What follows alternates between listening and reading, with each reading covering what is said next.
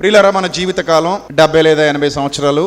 ఈ 80 ఏళ్ల జీవితంలో పరిస్థితులు మారుతాయా, అలాగే ఉంటాయా? మిమ్మల్ని అడుగుతున్నాను. పరిస్థితులు ఎప్పుడు ఒకేలా ఉంటాయా, మారుతాయా? మారుతాయని మీరు ఎలా చెప్పగలరు? నమ్ముతున్నారా, అనుభవాలు చెప్తున్నారా? అనుభవాలైనా చెప్తున్నారు అందరూ కూడా. మీ జీవితంలో పరిస్థితులు ఎప్పుడు ఒకేలా లేవు కదా, మారాయా? మారుతాయని అందరూ నమ్ముతున్నారా? నమ్ముతున్నారు. మరి ప్రజలందరికీ సీక్రెట్ తెలియదంటారా ఏంటి? ప్రపంచంలో ఆత్మహత్యలు చేసుకుని చచ్చిపోతున్నారు. ఇది ఓపెన్ సీక్రెటే కదా, రహస్యమేం కాదు కదా. పరిస్థితులు ఏమవుతాయి? మారుతాయి. ఎప్పుడు ఒకేలా ఉంటాయా? ఎప్పుడు ఒకేలా ఉండవు. మన పెద్దలు కూడా అంటారు, పడిపోయిన గోడలు పడిపోయినట్టే ఉండవురా, చెట్టు కన్నా తిరిగి లేస్తాయి అంటారనరా. తిరిగి లేస్తాయి. మరి ఈ సీక్రెట్ ఓపెన్ సీక్రెట్ అయినప్పుడు, ఇది అందరికీ తెలిసినప్పుడు ఆత్మహత్యలు ఎందుకు? పరిస్థితులు మారతాయి కదా. ఈరోజు ఉన్నట్టే జీవితం రేపు కూడా ఉండదు కదా. ఆ సంగతి మీకు తెలిస్తే నిరాశలెందుకు, నిస్పృహలెందుకు, బాధలెందుకు, దుఃఖం ఎందుకు, కన్నీరెందుకు, విచారం ఎందుకు, ఏడుపెందుకు, దిగులెందుకు, భయం ఎందుకు, భ్రాంతి ఎందుకు? ఇవన్నీ ఎందుకు? మారతాయని ఎంతమంది నమ్ముతున్నారు చెప్పండి? నిజాన్ని నమ్ముతున్న వాళ్ళు ఎంతమంది ఉన్నారు ఇక్కడ? నమ్ముతున్నారా? జీవితంలో పరిస్థితులు మారతాయి, ఏదో ఒక రోజు మారతాయి, అన్నీ ఉన్నట్టే ఉండవు అని అందరూ నమ్ముతున్నారా? Very good. మన చిన్నతనం నుంచి మనం చూసినవి మారుతూ వచ్చాయి.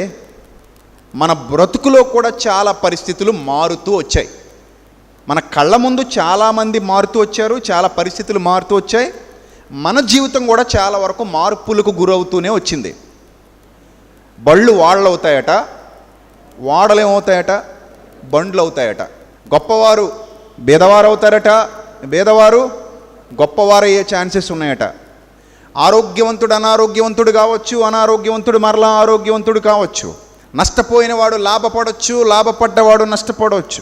పడిపోయినవాడు నిలబడవచ్చు, నిలబడినవాడు పడిపోవచ్చు.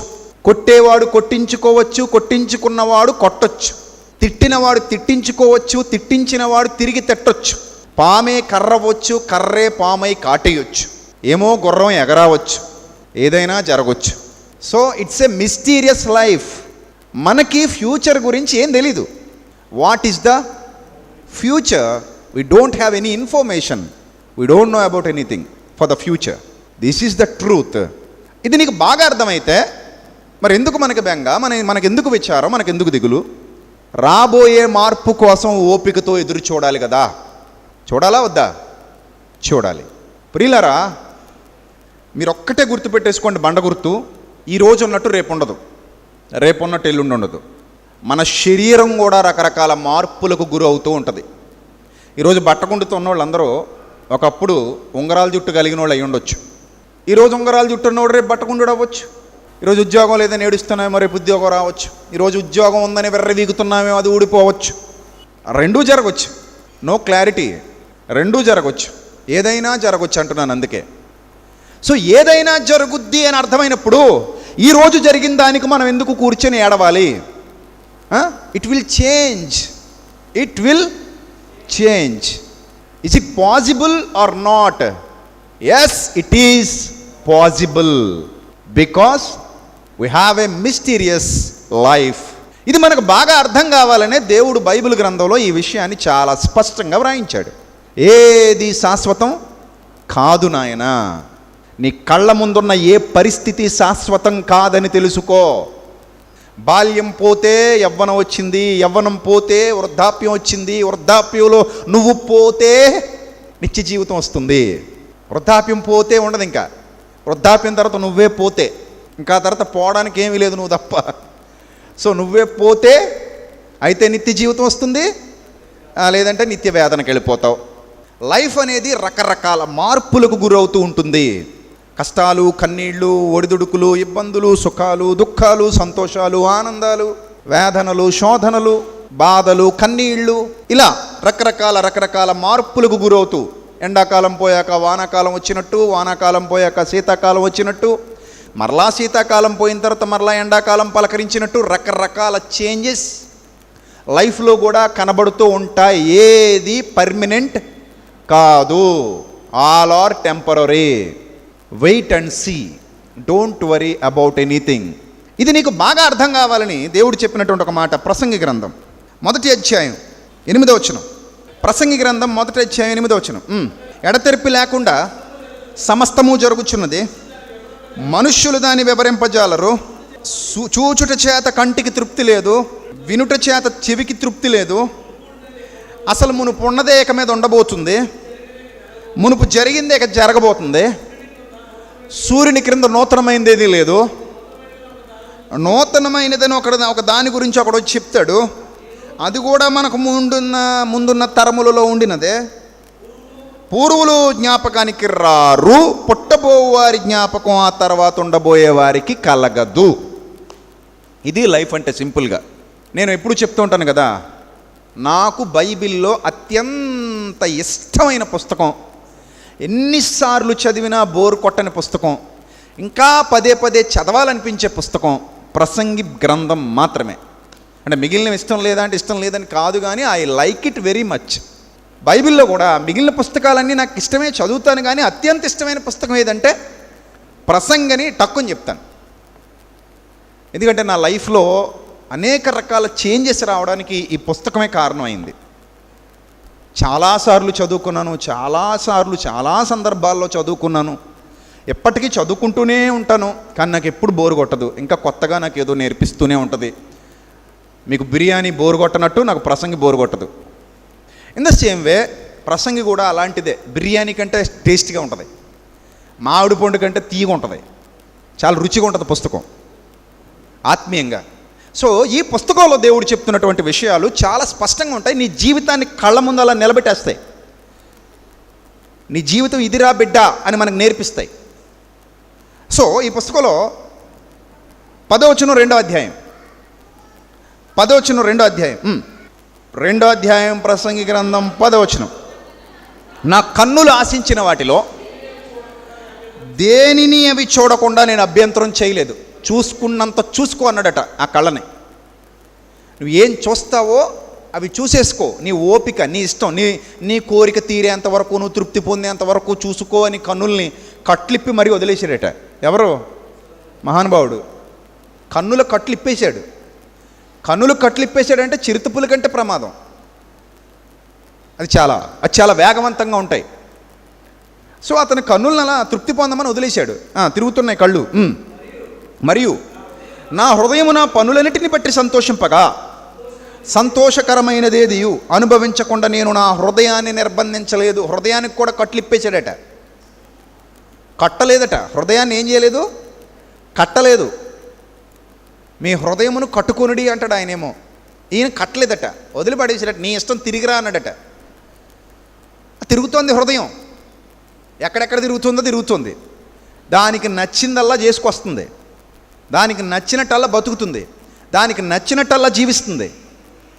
అలా హృదయాన్ని నిర్బంధించలేదు, కంటిని నిర్బంధించలేదు. ఇదే నా పనులన్నిటి వలన నాకు దొరికిన భాగ్యము అన్నాడు. అలా అన్న తర్వాత, అప్పుడు నేను చేసిన పనులన్నీ, వాటి కొరకై నేను పడిన ప్రయాసమంతయు నేను నిదానించి చూడగా, వివేచింపగా అవన్నీ వ్యర్థమైనవిగాను, ఒకడు గాలికి ప్రయాసపడినట్టుగాను అగుపడెను. సూర్యుని క్రింద లాభకరమైనది ఏదీ లేనట్టు నాకు కనబడెను. ఒక ఎత్తైన స్థితిలోకి వెళ్ళిపోయి మళ్ళీ కిందకు వచ్చేసినటువంటి వ్యక్తి చెప్తున్నాడు, అంత ఎక్కువ ఊహించుకోకండి, అక్కడేమీ లేదు, నేను అంతా చూసి వచ్చేసాను అన్నాడు. అప్పుడప్పుడు మనం ఎక్కడికైనా టూరిస్ట్ ప్లేసులకు వెళ్తున్నాం అనుకోండి, హడావుడిగా ఎక్కిపోతుంటాం ఎక్కడికో. ఏ జలపాతం చూడాలనో, ఏ కొండ మీద చూడాలనో, ఏ పార్కు చూడాలనో, ఇంకోటి చూడాలనో పరుగున ఎక్కిపోతుంటే ఆల్రెడీ ఎక్కిపోయినోడు వస్తూ అంటాడు, అంత పరిగెత్తే ఇక్కడ అమ్మాయి ఏమీ లేదు అక్కడ అంటాడు. కానీ వాడు చూసేశాడు, వాడికి అనుభవం అయిపోయింది కాబట్టి వాడు అలా చెప్పాడు. మనం వాడు చూసేశాడు కాబట్టి ఎన్నైనా చెప్తాడు, మనం వెళ్దాం అనుకుంటాం. మనం వెళ్ళి చూసి అందులో ఏదో ఉంది, ఆ తృప్తి మనం పొందేసుకోవాలి. వాడు చెప్పేది ఏంటి, మనం పర్సనల్గా ఆ తృప్తిని పొందేసుకోవాలి. ఇది మనిషి యొక్క సైకాలజీ. కష్టాల విషయంలోనే అలాగే ఫీల్ అవుతాడు. నా కష్టాలు నీకుంటే తెలుసులే, నా బాధ ఏంటో అంటారు. సుఖాల విషయంలోనే అలాగే ఫీల్ అవుతాడు. అతనుకున్న సుఖాలు నాకు ఉంటే నాకు కూడా తెలుస్తాయి కదా, అతనుకున్న సుఖం ఏంటో అనుకుంటాడు. అంటే ఆ రుచి చూసేయాలనుకుంటాడు. ఇక్కడ ప్రసంగి గారు ఎన్ని రుచులు ఉన్నాయో భూమి మీద అన్ని రుచులు చూసేసాడట. ఎంత సంతోషాన్ని అనుభవించాలనుకుంటాడో అంత సంతోషాన్ని అనుభవించేశాడట. ఎంత ఆనందాన్ని అనుభవించాలనుకుంటాడో అంత ఆనందాన్ని కూడా అనుభవించేశాడట. ఇవన్నీ అనుభవించేసిన తర్వాత ఫైనల్గా ఒక మాట చెప్తున్నాడు, సూర్యుని క్రింద లాభకరమైనది ఏదియూ లేదు, మనుష్యులు పడు పాట్లన్నీయు వ్యర్థములు, గాలికి ప్రయాసపడుటకై పరుగులెత్తుతున్నారు. గాలికి ప్రయాసపడడమే, అన్నపానములు పుచ్చుకొనుట తప్ప, దేవుడు తనకు దయచేసిన ఆయుష్కాలంలో సుఖముగా బ్రతుకుతూ సంతృప్తిగా బ్రతుకుతూ అన్నపానాలు పుచ్చుకోవడం తప్ప మనుష్యునికి లాభకరమైనది ఏది మరొకటి లేదు. నువ్వు అనవసరమైన ప్రయాస మీద పెట్టుకున్నావంటే, అనవసరమైన ఒత్తిడి మీద పెట్టుకున్నావంటే, ఏదో కావాలని దేనివైపో చూస్తూ పరుగులు తీస్తూ పిచ్చ ఆలోచనలతో బ్రతుకుతున్నావంటే ఏదో ఒక రోజు ఖచ్చితంగా నువ్వు డిసప్పాయింట్ అవుతావు. ఎందుకంటే పరిస్థితులు ఎప్పుడూ ఒకలా ఉండవు, పరిస్థితులు మారిపోతాయి. ఇది పక్కా. కొన్ని ఎగ్జాంపుల్స్ ఏమన్నా మీకు పరిస్థితులు మారిపోతాయని చెప్పడానికి కొన్ని ఎగ్జాంపుల్స్. మన మాజీ ముఖ్యమంత్రి, మహానటుడు, ఎన్నో గొప్ప గొప్ప చిత్రాల్లో నటించి గొప్ప గొప్ప విజయాలు సొంతం చేసుకుని ఆంధ్ర ప్రజలందరి ఆరాధ్య దైవంగా వెలుగొందినటువంటి మహానటుడు శ్రీ నందమూరి తారక రామారావు గారు. ఆ నట ప్రస్థానంలో నుంచి అత్యంత తక్కువ కాలంలో పార్టీ పెట్టి ఒక గొప్ప ముఖ్యమంత్రిగా ఎదిగాడు. ముఖ్యమంత్రి స్థానంలో గొప్ప హోదాను అనుభవించాడు. ఆ హోదా చిరకాలం నిలబడలేదు. అనతి కాలంలోనే వైస్రాయ్ హోటల్ సాక్షిగా ఆయన మీద చెప్పుల వర్షం కురిసింది. చివరి దినాలలో చాలా బాధతో, వేదనతో, ఆవేదనతో నాన్న వాళ్ళు కూడా దూరం అయిపోయి చనిపోయినటువంటి పరిస్థితి మహానటుడు ఎన్టీఆర్ గారి జీవితంలో మనం చూస్తున్నాం. ఎంత ఎత్తుకు ఎదిగాడో అంత క్రిందికి వచ్చేసాడు. పూల వర్షాలు కురిపించినటువంటి ప్రజలే చెప్పుల వర్షాలు కురిపించేటువంటి పరిస్థితికి ఆయన జీవితం వచ్చింది. ఎప్పుడూ కాలం ఒకలా ఉండదు. మహానటి సావిత్రి, ఏ కంటి నుంచి నీటిని రప్పించమంటారు డైరెక్టర్ గారు అని అడిగినటువంటి ఒక గొప్ప నటి. అలాంటి నటీమణులు దొరకటం అరుదు. అలాంటి గొప్ప నటీమణి మహానటి సావిత్రి గారు గొప్ప ఎంతో వెలుగొందిన జీవితం. ఆమె కారు దిగితే కారు డోర్ తీయడానికి 10 మంది ఉండేటువంటి పరిస్థితి, ఆమె అడుగులకు మడుగులు వచ్చేటువంటి పరిస్థితి, ఆమె కాల్ షీట్ల కోసం డైరెక్టర్స్, నిర్మాతలు క్యూ కట్టేటువంటి పరిస్థితి. తెలుగు మరియు తమిళ్ ఇంకా అనేక భాషల్లో నటిగా వెలుగొందుతూ ఎంతో ధనాన్ని చూసి ఎవరైనా దాన ధర్మాల కోసం వస్తే తన దగ్గర ఉన్న బంగారం కూడా ఇచ్చేసేటువంటి పరిస్థితిలో, ఏదైనా విపత్తు సంభవించినప్పుడు ప్రభుత్వాలకు కూడా సహాయం చేసేటువంటి గొప్ప పరిస్థితిలో వెలుగొందినటువంటి ఒక మహానటి చిట్ట చివరి దశలో తినటానికి తిండి లేక, ఉండటానికి ఇల్లు లేక, కట్టడానికి బట్ట లేక, గుప్పెడు మెతుకుల కోసం ఆశగా అందరి వైపు చూస్తూ చచ్చిపోయినటువంటి దినాలు గుర్తు చేసుకుంటుంటే జీవితం ఇలా కూడా ఉంటుందా అనిపిస్తుంది. 2009లో పోటీ చేసినటువంటి మెగాస్టార్ చిరంజీవి గారు, ఒక మహానటుడు, ఒకప్పుడు యువతరాన్ని ఉర్రూతలూగించినటువంటి నటుడు. ఎవరయ్యా మీ అభిమాన ఆరాధ్య దైవం అంటే మెగాస్టార్ చిరంజీవి అని ప్రతి ఒక్కరూ చెప్పుకునేలా ఆ స్టెప్పులకి ఫిదా అయిపోతూ ఆ సినిమా చూసి ఈలలేస్తూ కేకలేస్తూ అంత గొప్పగా ప్రజల్లో పేరు సంపాదించుకున్న ఆయన ఎలక్షన్ సాక్షిగా ఆయన మీద కోడిగుడ్ల వర్షం కురిసింది. నేను ఇక సినిమాలు చెయ్యను, రాజకీయాలకే నా జీవితం అంకితం చేస్తున్నానని చెప్పుకున్నటువంటి వ్యక్తి చిట్ట చివరిగా రాజకీయాల నుంచే నిష్క్రమించాల్సినటువంటి పరిస్థితి. మరలా ఏ సినిమా అయితే ఆయన ఎత్తుకు తీసుకెళ్ళిందో ఆ సినిమాలోనికే వచ్చేసినటువంటి పరిస్థితి. ఎప్పుడు కాలం ఎవరిని ఎక్కడ నిలబెడుతుందో ఎవరికి తెలీదు. 1978లో మన మాజీ ప్రధాని ఇందిరాగాంధీని సాక్షాత్తు పార్లమెంటే కంటెంట్ ఆఫ్ హౌస్ కింద అరెస్ట్ చేసింది. ఒక గొప్ప స్థితిలో ఉన్నటువంటి ఆమె అరెస్ట్ అయ్యింది అంటే ఎంత బాధాకరం. చివరికి అంత గొప్ప హోదా అనుభవించినటువంటి ఇందిరాగాంధీ, అంత గొప్ప స్థితిలో ఉన్నటువంటి ఇందిరాగాంధీ తూట్లుగా దేహం అంతా కాల్చివేయబడి ఒక నాద శవంలా పడిపోయింది అంటే, అలాంటి ఎండింగ్ ఆమె జీవితంలోకి వచ్చింది అంటే ఎప్పుడూ కూడా కాలం ఒకలా ఉండదు. మహామేధావి, బహుభాషా కోవిదుడు, మహాపండితుడుగా పేర్గాంచినవాడు, దాదాపు అనేకమైన భాషలు అనర్గళంగా మాట్లాడగలిగినటువంటి వ్యక్తి మన మాజీ ప్రధాని పివి నరసింహారావు గారు 420 కేసులో అరెస్ట్ అవ్వాల్సి వచ్చింది. ఎన్నో నిందలు ఎదుర్కోవాల్సి వచ్చింది, వివాదాలు చుట్టుముట్టాయి. గొప్పగా బ్రతికినటువంటి ఆయన చిట్ట చివరికి దహన సంస్కారాలు కూడా సరిగా జరగక, శవం కూడా సరిగా కాలని పరిస్థితుల్లో ఆయన జీవితం ముగిసిపోయింది అంటే కాలం ఎప్పుడూ ఒకలా ఉండదు. ఎంతో గొప్ప స్థితిలో ప్రజల చేత ఎన్నుకొనబడి అత్యధిక మెజార్టీతో గెలుపొందినటువంటి ఆంధ్ర ప్రజల ఆరాధ్య సీఎం వైఎస్ రాజశేఖర్ రెడ్డి గారు 108 స్థాపించి ప్రజల గుండెల్లో కొలువైపోయాడు. ఆరోగ్యశ్రీ పథకాన్ని ప్రవేశపెట్టి ప్రజల గుండెల్లో కొలువైపోయాడు. ఎంతోమంది ఇప్పటికీ ఆయన పేరు చెప్పుకుంటారు, అంత గొప్పగా బతికాడు ఆయన.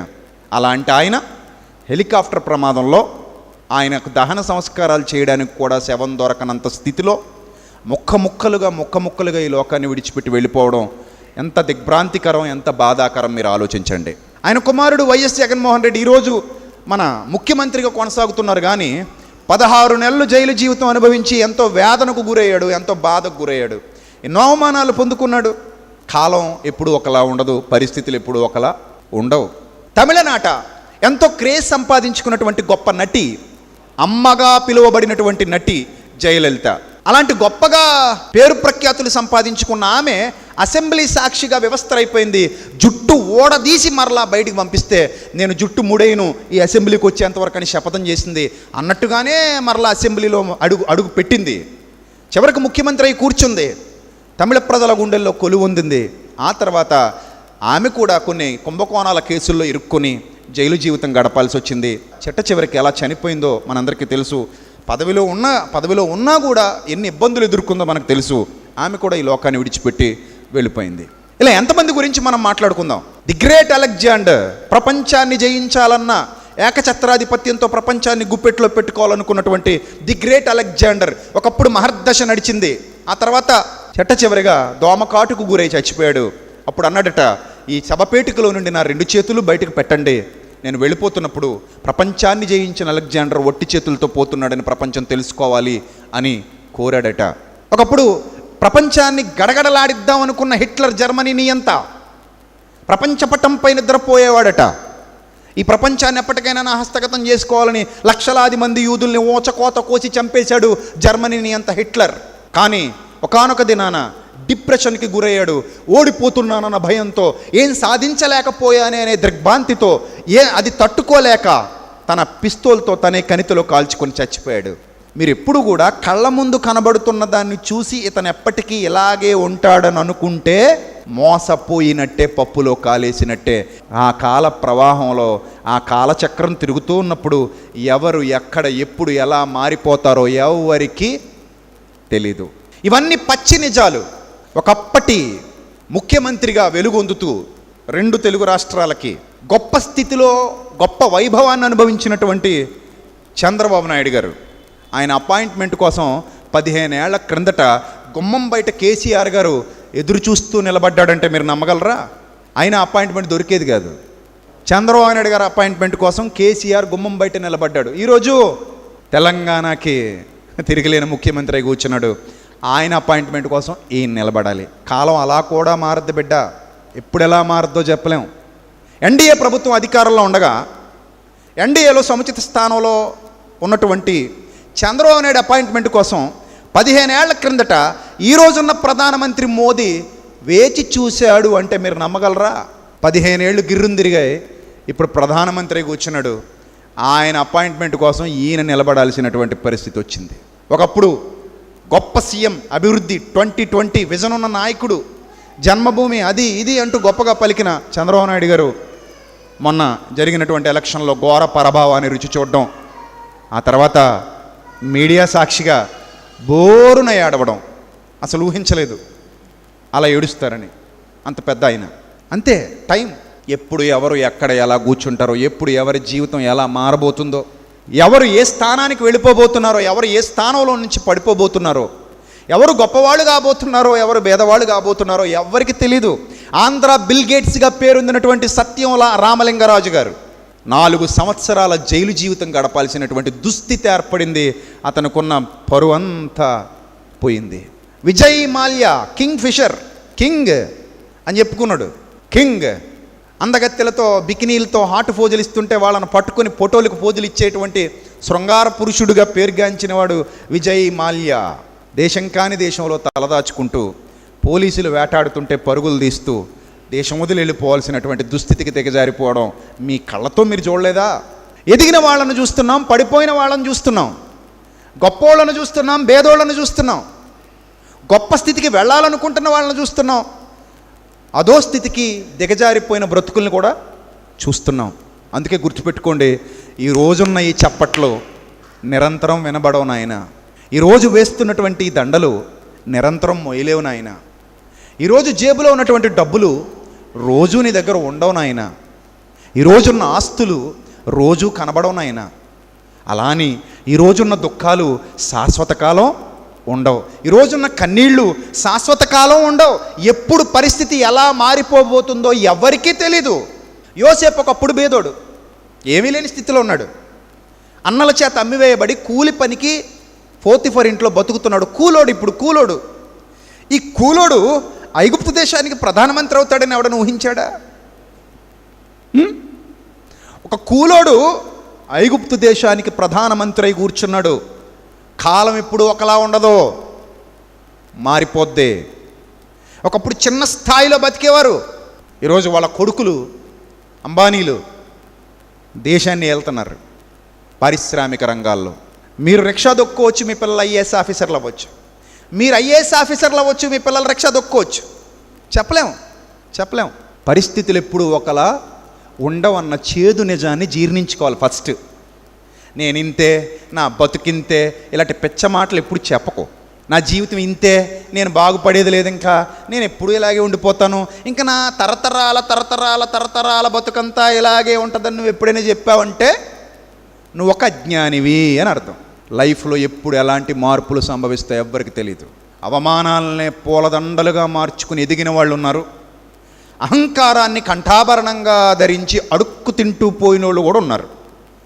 నెబుకద్నెజర్ అనే వాడి చేత దేవుడు గడ్డి తినిపించేశాడు. ఎందుకంటే అహంకారాన్ని కంఠభూషణంగా ధరించాడు. అందుకే అడుక్కు తినే పరిస్థితి తీసుకొచ్చాడు. అది కూడా అన్నం కాదు, గడ్డి.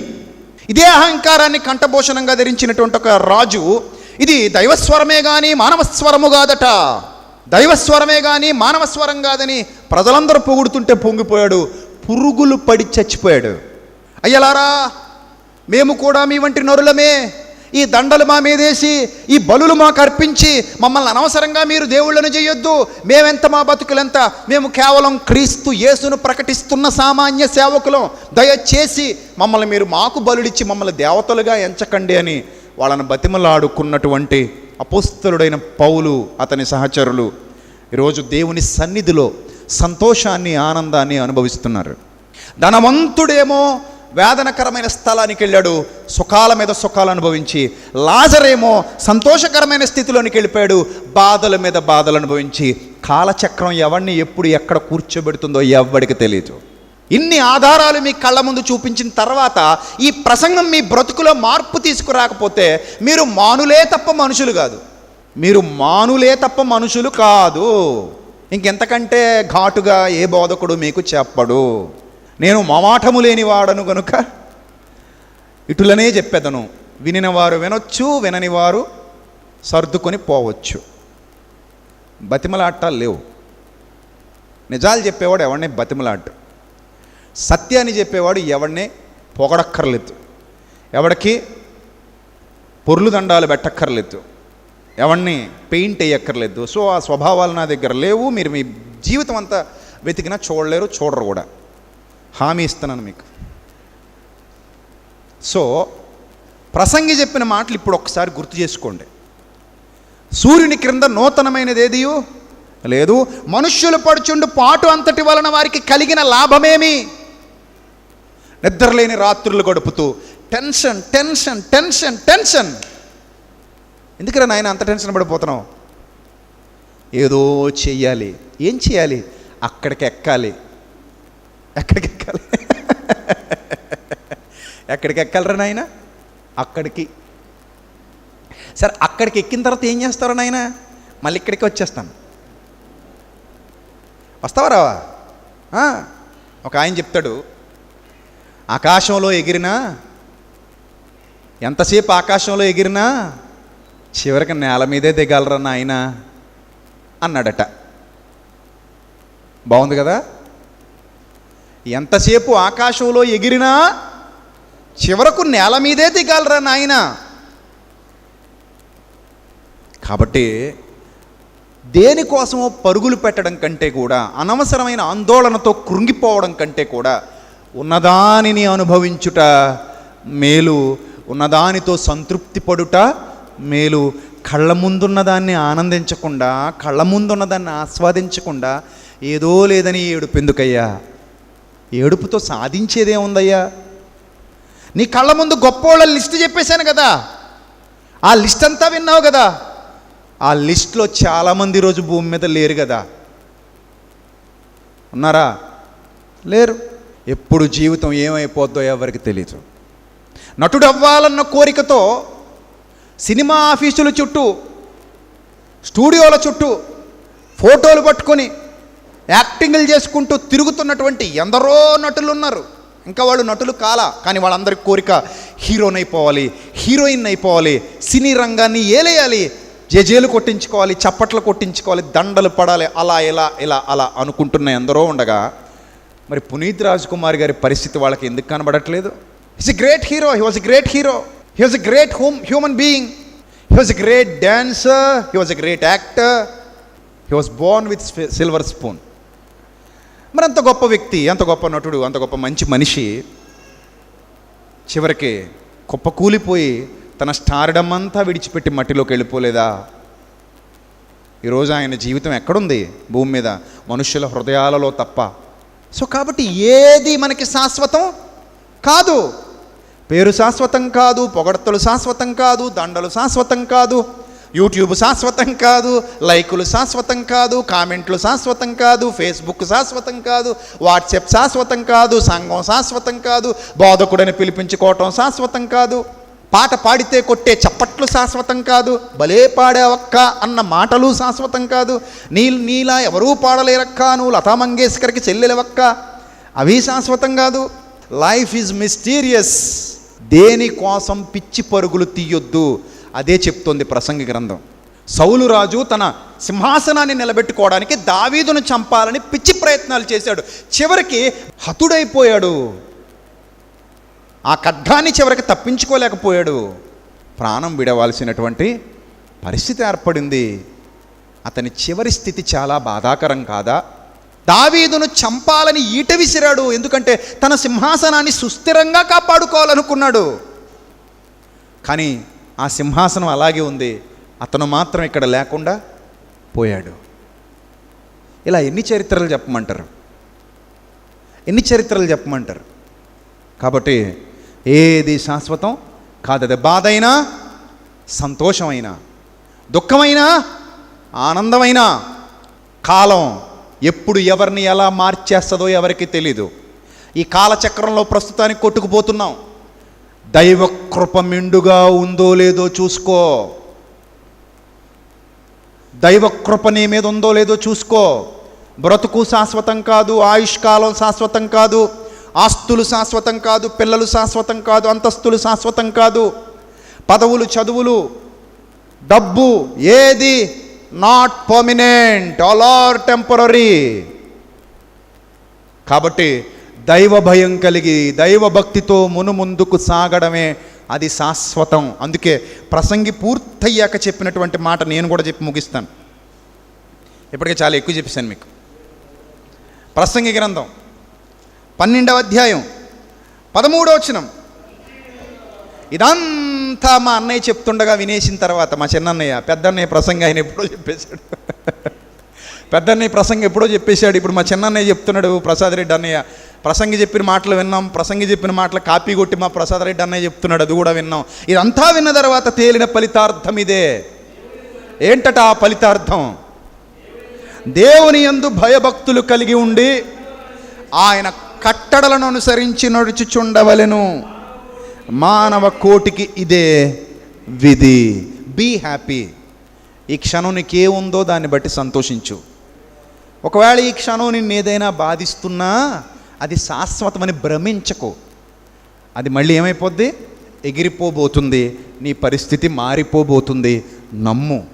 ఈ సూత్రాన్ని నీ జీవితంలో అప్లై చేసుకో.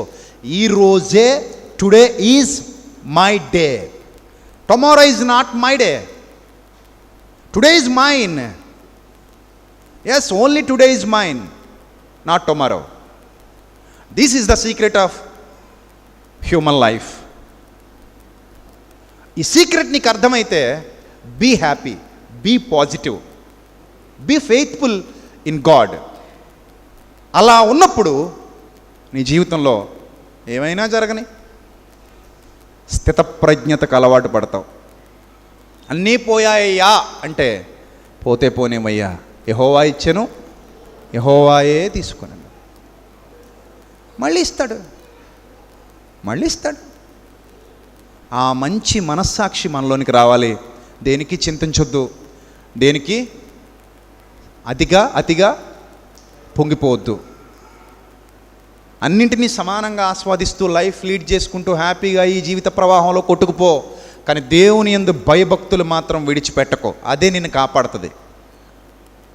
ఇంత గొప్ప జ్ఞానం దేవుడు నాకు ఇచ్చాడని, ఇంత గొప్ప జ్ఞానం దేవుడు నా చేతుల్లో పెట్టాడని, ఇంత గొప్ప జ్ఞానాన్ని చదివే అవకాశం నాకు నా తండ్రి ప్రసాదించాడని ఆనందించు, సంతోషించు, పొంగిపో. నేను అలాగే ఉంటాను ఇప్పుడు చాలా హ్యాపీగా. నా దేవుడు నాకు ఇచ్చిన గొప్ప జ్ఞానం ఇది, చాలు. నేను బాగుండాలి, 10 మంది బాగుండేలా చూసుకోవాలి. అంతకుమించి కావాల్సిందే ఉంది జీవితానికి. కాబట్టి లైఫ్లో ఏ వచ్చినా సరే డోంట్ వరీ, అన్నీ మారుతాయి. జీవితం అంటేనే మార్పులకు గురయ్యేది. అర్థమవుతుందా? కాబట్టి పొంగిపోవద్దు, కృంగిపోవద్దు. మీడియంగా ఉండు, స్టేబుల్గా ఉండు, దేవుని యందు భయభక్తులు కలిగి ఉండు. తల్లవంచు ప్రార్థన చేసుకుందాం. దయగలిగిన మా తండ్రి, ఇప్పటివరకు విలువైన మీ మాటలు మీ పిల్లలకు ఉపదేశించడానికి సహాయం చేసినందుకు స్తోత్రం ప్రభువా. వెత్తబడిన ప్రతి మాట మీ పిల్లల హృదయాల్లో ఫలింపచేయండి. వారు విని విడిచిపెట్టే గుంపులో గాక విన్న వాక్యమును అనుసరించి జీవించగలిగే భాగ్యాన్ని ప్రసాదించమని సమస్త ఘనత మహిమ ప్రభావములు మీకే చెల్లిస్తూ క్రీస్తు నామల్లో ఈ ప్రార్థన మనవులు అడిగి వేడుకొనిచున్నాం మా కన్న తండ్రి. ఆమెన్. అందరికీ వందనాలు. May God bless you all. Love you all. Thank you.